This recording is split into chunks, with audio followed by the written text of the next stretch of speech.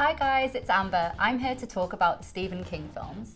What movies do you think of when you think of Stephen King? From The Shining to The Shawshank Redemption and The Green Mile, the famous writer has a number of incredible book-to-film adaptations. So with the recent release of It Chapter 2 and the Shining sequel, Dr. Sleep, coming up this October, here's the Cineworld guide to Stephen King movies. Let's get started.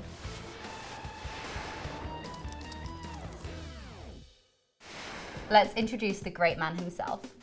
Stephen King was born in Portland, Maine in 1947. He began writing short stories, and when one of them became too long, his 1973 novel, Carrie, was born. The book transformed him into one of the most famous horror authors of all time, which is especially impressive considering he almost didn't finish the novel. In an interview, Stephen King explains, "It just grew a little bit too long and I threw it away. And my wife fished it out and said, 'This is sort of amusing. Do you want to go on with this?' So I did." Brian De Palma's subsequent blood-drenched adaptation of Carrie in 1976 set the standard for all future Stephen King movies, elevating his profile even further and making a star out of young Sissy Spacek. Who can forget that infamous prom scene?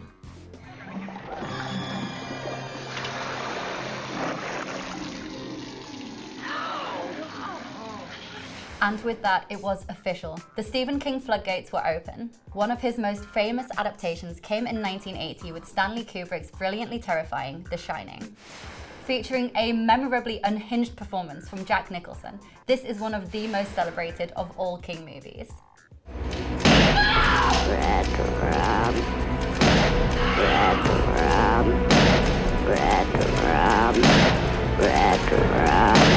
Here's Johnny! I'm coming down! But the author himself famously wasn't pleased about the changes imposed by Kubrick on his story. His biggest issue with the film was with the character of Jack Torrance, as he didn't feel the arc gave justice to the character he portrayed in his novel. Other brilliantly scary King movies include Kathy Bates' Oscar-winning performance as deranged fan Annie Wilkes in the suspenseful Misery. Who's able to watch that hobbling scene without wincing? Paul, do you know about the early days of the Kimberley diamond mines? Do you know what they did to the native workers who stole diamonds? Don't worry, they didn't kill them. That would be like junking a Mercedes just because it had a broken spring. No, if they caught them, they had to make sure they could go on working, but they also had to make sure they could never run away. The operation was called hobbling. Don't worry, we won't show it. While Stephen King is of course a big name in horror, some of King's finest movie adaptations are actually emotional dramas. This includes the 1986 classic Stand By Me, directed by Rob Reiner and starring a young River Phoenix. This movie was adapted from King's short story The Body, found in his Different Seasons collection. In all our lives, there's a fall from innocence, a time after which we are never the same. It happened in the summer of 1959. A long time ago. Oh man, wait to hear this. Wait to hear this. What is it, man? You guys want to go see a dead body? And who could forget 1994's The Shawshank Redemption? Regarded by many as the finest Stephen King adaptation of all time, it's a moving story of friendship forged in a maximum security prison, with unforgettable performances from Tim Robbins and Morgan Freeman. These walls are funny. First you hate them, enough time passes, you get so you depend on them. Although the box office results weren't what you might expect, The Shawshank Redemption went on to receive 7 Oscar nominations and has secured its place as a cinema classic. Shawshank director Frank Darabont later returned to King territory to adapt the author's heartbreaking The Green Mile. The movie stars Tom Hanks and Michael Clarke Duncan and reduces most people to tears. And that includes me. It's like pieces of glass in my head all the time. Can you understand? Yes, John, I think I can. It goes to show King is just as capable of reducing us to tears as he is at making us terrified.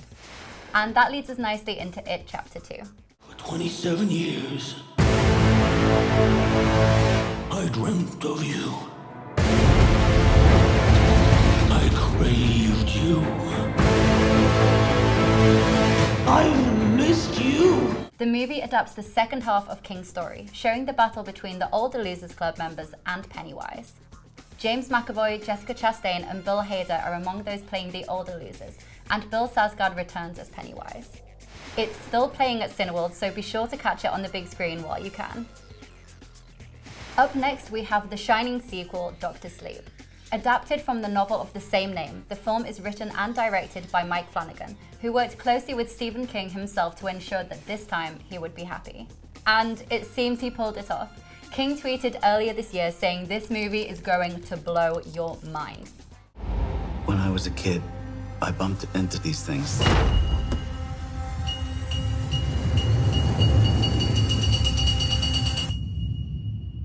I don't know about magic.